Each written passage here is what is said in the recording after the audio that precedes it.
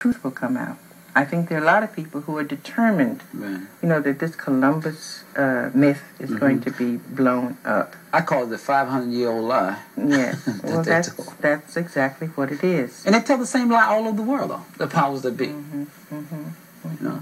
But I think that the truth is coming to the surface, with the research that many different people are doing, especially black people. It's not easy to sustain this myth. The truth is coming out little by little. This is one of the problems why Dr. Jeffries is in such trouble. Yeah, that's what I was going to say. That's why Dr. Jeffries is coming under fire now. Yes. That's why people such as Minister Farrakhan has come under fire. Dr. Jeffries, what he said and what he's saying is nothing new. Many black people have said that. Exactly.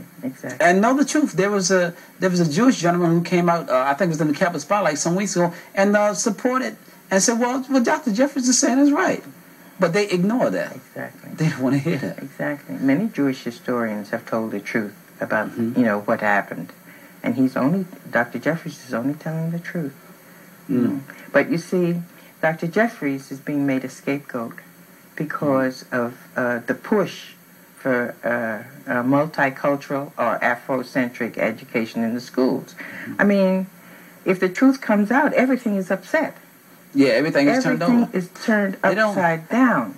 And this is very threatening. They can deal with multicultural because, to me, that seems to be somewhat watered down. But to say Afrocentric, oh, no, we can't have that. Diane Ravish and all that garbage she talking about, the Afrocentric. It doesn't apply to everyone.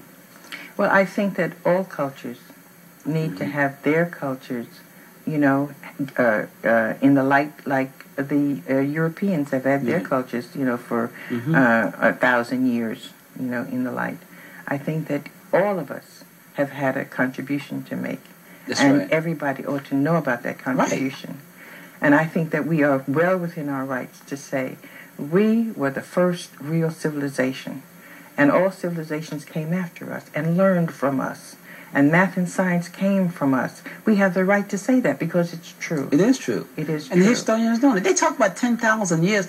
10,000 years is nothing compared to the time that African people, that black people have been on this planet. That's nothing. That's an inkling of sand in the desert. That's true. That's very true. They don't talk about that. That's true. So we need to talk about that. Our children need to know this, and they need to hear this. They need to know, like you said, that they have the power within themselves. That's right. And that's what this video is about. To encourage our young people to go inside. In fact, at the end of the video, there is a rap that's done by the children based on the folktale that they have just heard.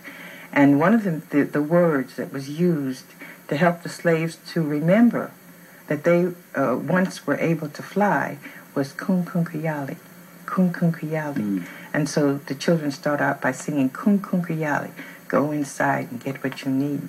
Kunkunkuyali, you have the power to succeed.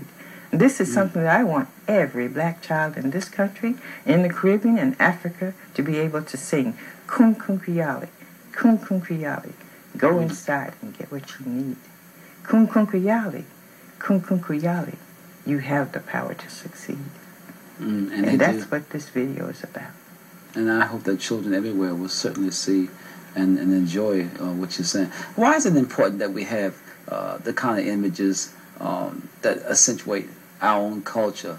Not to put down other people's culture, but to let our people know and to let young people know, what we've contributed. Because if you don't have a sense of self, you cannot accomplish anything. And the reason why I'm saying this, Dr. Gaynor, because there are people who watch this program and say, well, why are they making such a big deal about it?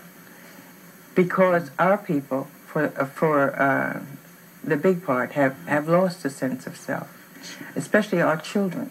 One thing that bothered me so much was when my grandsons were here. One of my grandchildren told me, most young blacks don't expect to live past 21.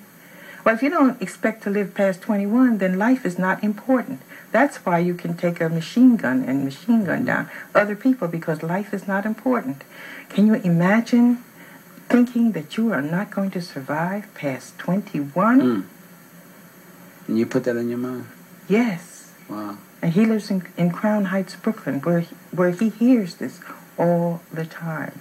This is devastating. It's programming his subconscious mind. also at the same time. Exactly. Exactly. So you don't care what happened. When you got but 21 years to live, it may be 14. If you can live that long. And the goal is to live as well as you can. While you can. While you can. That's sad. That is very sad. That's devastating. We will not survive like that. And that consciousness has to change. We're going to be right back. We're going to take a break. We're talking with Dr. Vida Gaynor about the new video, The People Can Fly. And this is Danny Queen. We're going to be right back.